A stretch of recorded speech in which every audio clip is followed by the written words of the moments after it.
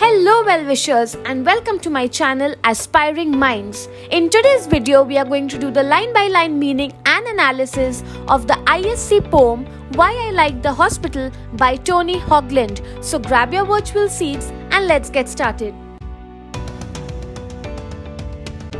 In this video, you will get the line-by-line meaning and explanation of stanza 1 to 8 of the poem. Then I will be discussing the important themes of the poem. There are 6 themes which I have come up with that will help you to get a thorough preparation on the poem. And at the end, I have also outlined why is this poem very important. And lastly, the notes are there awaiting you towards the end of the video, which will help you in framing your answers correctly and will also enhance your overall understanding of the poem. The first line of the poem itself begins with the word because. There's a reason being given over here from the first line itself.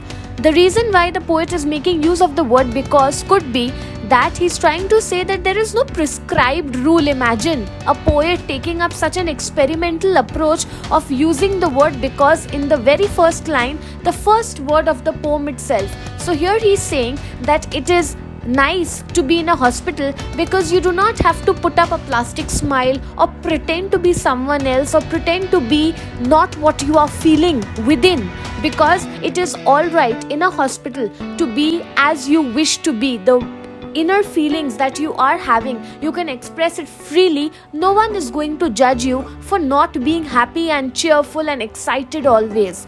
The next he says, slouching along through the underground garage. Now in the next 3 lines he's explaining the usual things that happen in a hospital, that somewhere you will see a man who is slouching in the garage, or in other places you will see that the cut to the next scene is in an elevator where there are patients and other customers, that is visitors, patients who are moving up and down each floor wordlessly. They are not uttering a single word. Technically, you are not always supposed to be talking. Sometimes it's okay to be quiet also. That's what the poet is trying to say. And next he says, staring at the closed beige doors like a prison wall. Now the walls of a hospital will not be very brightly lit, very brightly painted with, very beautiful bold colors, right? So it's a very light off-white shade kind of a color. That's the color of the hospital walls, and the hospital is seeming like what? Like a prison wall, because just like in a prison you cannot move out as per your own wishes and demands. Similarly, if you come to a hospital as a patient, you are at the dictates of the doctor. You cannot move out and come in and come out at your own, free will, but you are confined over here until and unless you are not fit enough to go out. So basically over here, hospital seems like a free space for the poet where he can be himself, express what he is feeling without the element of judgment. So you can see over here how there's a man who is slouching because of some pain in his back, or you can also see the corridors and the walls, the colors of the walls, the colors of the doors in the hospital. They are beige and they are looking like prisons. The doors are all shut. You have no scope to exit. You are confined over here in the hospital. But one good thing about being over here is that you can be yourself. You do not have to pretend to be like someone else. In stanza 2, the poet is giving some other reasons why he likes coming to the hospital, because he says it grants or it allows permission to the speaker to be able to express his pathos, his sadness. There is an immense amount of sadness that is there within the poet or the speaker, and he is free to express as much sadness, inner feelings, thoughts without any other consideration or botheration. And what are the other things he observes in the hospital?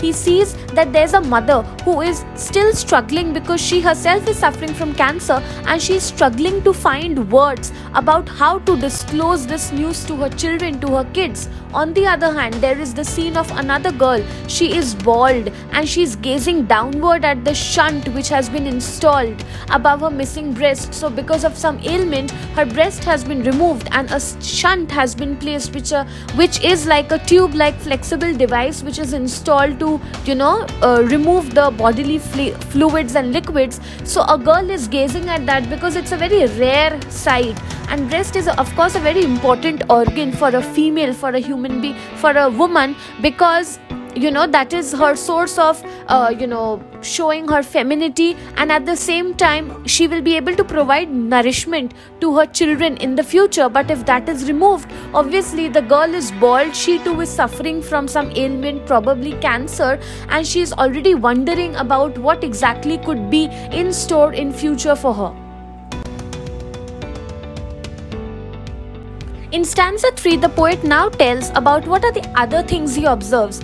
He observes an old lady in her pajamas and she's walking with an ivy pole. Now you can see in that tiny image on the right side of your screen what is an ivy pole. It is a pole to which those intravenous fluids are, the bottles are attached, and you can move along very easily. You must have seen in very famous movies also. And this is not it. Now the poet in this stanza, or the speaker in this stanza, is also expressing what are the things he does not like in the hospital. That is, number one, he does not like the smell of the antiseptic. Now you will see, whenever we have gone to pay visits to someone in the hospital, there is the smell of medicines and spirit all around, and we often don't like that kind of a smell, but we cannot help it because somewhere or the other some patient here or there is being cured with the help of those antiseptics. But over here the speaker is not liking the smell of the antiseptics. The second thing is, he is not liking the fact that the air conditioner is set on high at all night. Now I have often experienced this in trains, that at night there is some problem or some kind of mischief done by the train attendant. Always the air conditioner will be on high speed and there will be extremely cold, chilly night that we have to spend in the train. But here the speaker is saying that even in the hospitals, all night long the air conditioner is on very high and it makes the poet feel very cold. The next thing is that he does not like is the fresh flowers tossed into the waste basket. These flowers could be flowers which someone has brought to give to their relative or to the patient who is sick and recovering, to make that person feel fresh. But after a point, these flowers which were still fresh have been tossed or thrown into the waste basket, maybe because they are no longer required, or the patient for whom it was brought, it is of no use. So these are the three things he is expressing in stanza 3 that he does not like. In stanza 4, the poet is back again to describing what are the other things he likes in the hospital. Now, whenever you have been or you've seen someone in the hospital, people generally have a lot of time at their disposal because no one will like to just go for the sake of leisure to be in the hospital. But any person who's still stuck in the hospital, any patient is stuck there because he is still recovering, right? So there is a lot of time at their disposal. So the poet or the speaker has seen some patients who have got notebooks and they have invented a scoring system. And what are they doing over here? In this scoring system on their notebooks, they are making note by drawing 2 columns. On the left hand side, they are writing about the days then spent in the past when they acted like a fool. Like, they did not do things correctly, they picked up a fight with someone, or they did not speak well, they spoke rudely to another person, or they genuinely went and did something very, very foolish and stupid. So that is on the left side because it is something that was done wrong. And when you are always right, the patients are drawing a column on the right hand side, noting down or enlisting things that they have done, where they behaved like a saint, where they genuinely went and helped someone, they showed empathy towards someone, or showed kindness towards someone, helped someone in need by maybe giving the poor person some money or donating some clothes. So the person or the patients who are suffering from some kind of a terminal disease or are still recovering are making this kind of a scoring system for themselves to count the good and the bad actions that they have done in the past in their life. All the women out there, all the girls out there watching this video are going to be very happy, and all the men or young boys are going to get angry maybe. So you can comment down below what you think about this. This image came to my mind when I was describing to you about how human beings enlist everything about the actions that they have done right on the right hand side column of their notebook. Now coming back to stanza 5, here the speaker again says what are the things he likes doing in the hospital. He likes how there are long waiting periods in the prairie. Now here he is using the example of a prairie. I'll show you the image of it in some more time. Here he is saying that people often, it could be the visitors who often have to wait for long waiting periods in the hospital, or it could also refer to the patients who are still waiting. They are yet to be recovered. They are still spending time of recovery in the hospital, and it is at this time that they get a lot of time at their disposal where they can analyze themselves. They are left, you cannot talk to other people in the hospital because they are all strangers, whether it is one patient talking to the other patient or whether it is one visitor talking to the visitor of another patient.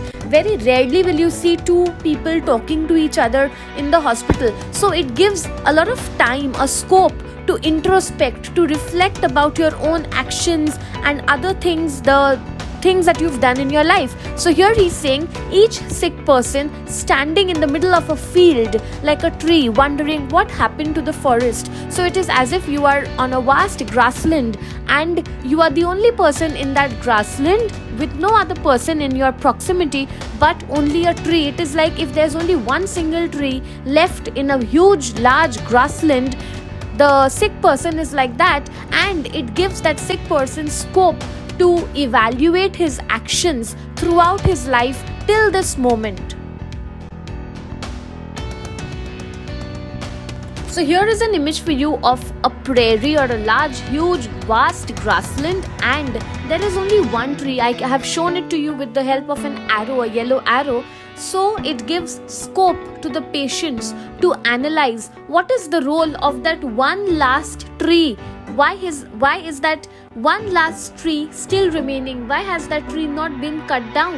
Or what is the role of that tree or this patient in this case in the outside world? So it gives a lot of time to introspect, to reflect, and often it has been observed that whenever you are struggling to find answers, go towards nature. Many poets have done that in the past. I too have done that in the past. I would not deny that whenever I don't feel up to the mark, I just, put on my earphones and I go out for a walk in the park, and it gives me a lot of freshness, new thinking and new perspective towards life. So that is what the poet is describing here about, being alone in the forest with, imagining yourself as the only tree remaining. In stanza 6, the speaker is now describing how he once observed a man. He was wearing his lime green dressing gown, maybe on the verge of going for a surgery or in his patient clothes, and he was hunched or bent down on the chair. And this man, he was not yelling at the doctors. Now, why do patients generally yell at doctors when they disclose the news of a terminal disease or a drastic disease which will never be cured or will take a lot of time to be cured? Okay, and along with that, he says that this man to whom, or this patient to whom the news had been cracked, he was not pretending to be strong. He was showing his genuine weakness. Maybe he was genuinely sobbing and crying at this moment, or making a murmured phone call to his wife. That is, he was not pretending in any way, and at the same time, he was not murmuring when he was talking to his wife on the phone, but openly, without any inhibition or restriction or any air of judgment. He was just being himself and expressing the emotions as it is at that moment in time. And this continues in stanza 7 also, saying that that man, he was not sobbing without shame. Generally, a man, if a man is crying, it is said to be that he's not doing his, he's not being a man, because generally there is a common notion that men or boys are not supposed to cry. But here, the man is not worried about being man or woman. He is genuinely feeling hurt and he's crying, pumping it all out from the bottom of the self, whatever inner frustration, sadness, whatever he had had to say, he's just saying it out all without thinking twice, without giving it a thought about whether what he's speaking is right or not, whether it is the right time to be talking about whatever he's talking. He is just expressing by way of talking whatever he has been feeling. And when he is expressing himself, it is showing, the poet over here describes it as it is an overflowing bilge of helplessness and rage. Because when you are detected with a terminal disease, there is a lot of helplessness, a lot of anger, frustration. And a common question that we always ask to God is, why me? Right? We always ask that out of all the people living in this world, why did it have to happen to me? So that is that kind of helplessness, anger, frustration that is there in the man. And a man no longer expecting to be saved. The man has definitely been diagnosed with a terminal disease, and there is no scope, no chances of being alive for a longer period of time. And therefore, out of extreme sheer helplessness, he is taking this opportunity to express each and every emotion, his thoughts to everyone or to his wife at this moment. In final stanza, the poet says that if you looked, you could see. That is, the speaker is directly addressing the readers and saying that if you observed this person keenly, with close attention, you would see that this man was not shouting at others or, being angry with the world, but the way he was expressing his emotions, it just shows that he was trying to console his own self, because he was alone over here in the hospital without any kind of close proximity to a known person. So it is a self-assurance that the patient was giving to himself, listening to every single word, and he was telling himself everything, that is word by word that he was uttering. It was a kind of self-consolation that the patient was doing, so that he would be able to better handle the news of the terminal disease being detected in him. Okay, so that is how he was trying to sympathize with himself, calming himself down. I've also shown you an image of a movie which comes to my mind, the movie Three Idiots, and how Amir Khan constantly, he says as a kind of consolation to himself, and also he teaches it to his friends, that always have positive affirmations for yourself, saying all is well.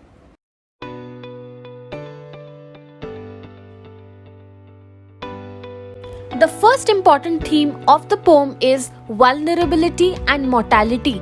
The poem makes a person think about how fragile, how weak the human beings are in the face of any kind of illness, suffering, and also in the face of life and death. Death is something and life is something that is uncontrollable.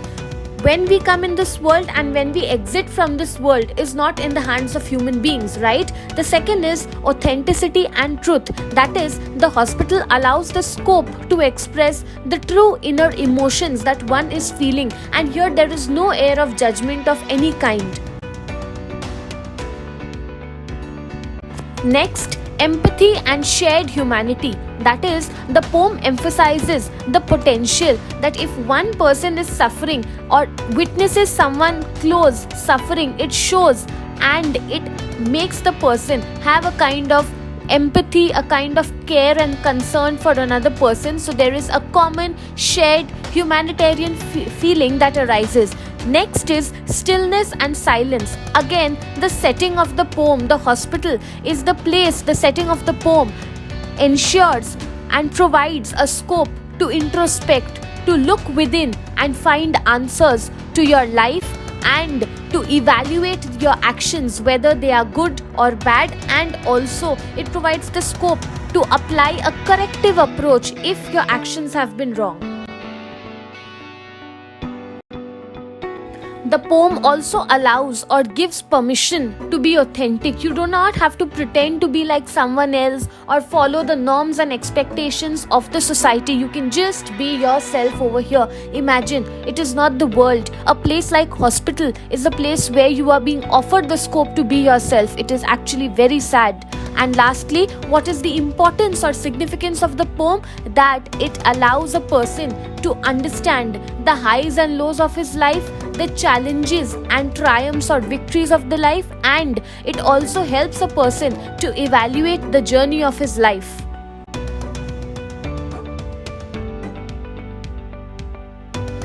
So that's it from this video. I hope you liked it. Do hit the like button. Subscribe to my channel for more such future updates.